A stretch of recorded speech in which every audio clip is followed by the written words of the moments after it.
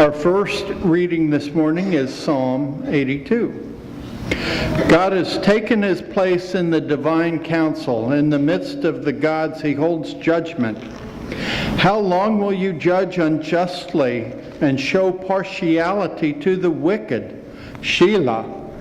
Give justice to the weak and the orphan. Maintain the right of the lowly and the destitute. Rescue the weak and the needy. Deliver them from the hand of the wicked. They have neither knowledge nor understanding. They walk around in darkness. All the foundations of the earth are shaken. I say, you are God's children of the Most High, all of you. Nevertheless, you shall die like mortals and fall like any prince.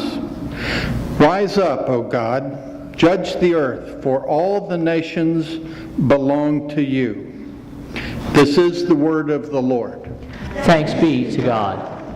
As we turn to our second reading, we read out of the book of Hebrews, a continuing lesson. We're already in the 11th chapter, and by this point, the writer of Hebrews is trying to talk about the whole process of how faith develops. And so, beginning in chapter 11, the 29th verse, we read, "By faith, the people passed through the Red Sea as if it were dry land.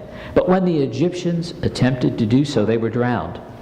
By faith, the walls of Jericho fell after they had been encircled for 7 days. By faith, Rahab the prostitute did not perish with those who were disobedient, because she had received the spies in peace. And what more should I say? For time would fail me to tell of Gideon, Barak, Samson, Jephthah, of David and Samuel and the prophets, who through faith conquered lions, quenched raging fires, escaped the edge of the sword, won strength out of weakness, became mighty in war, put foreign armies to flight. Women received their dead by resurrection. Others were tortured, refusing to accept release in order to obtain a better resurrection. Others suffered mocking and flogging and even chains and imprisonment. They were stoned to death.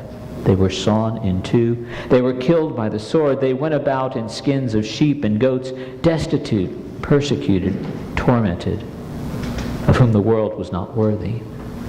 They wandered in deserts and mountains and in caves and in holes in the ground. And yet all these, though they were commended for their faith, did not receive what was promised, since God had provided something better, so that they would not, apart from us, be made perfect.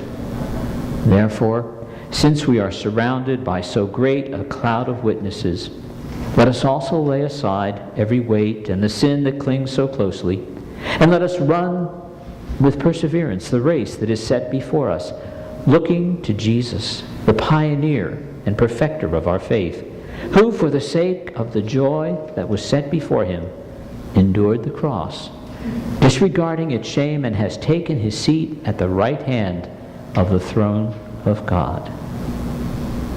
This is the word of the Lord. Thanks be to God.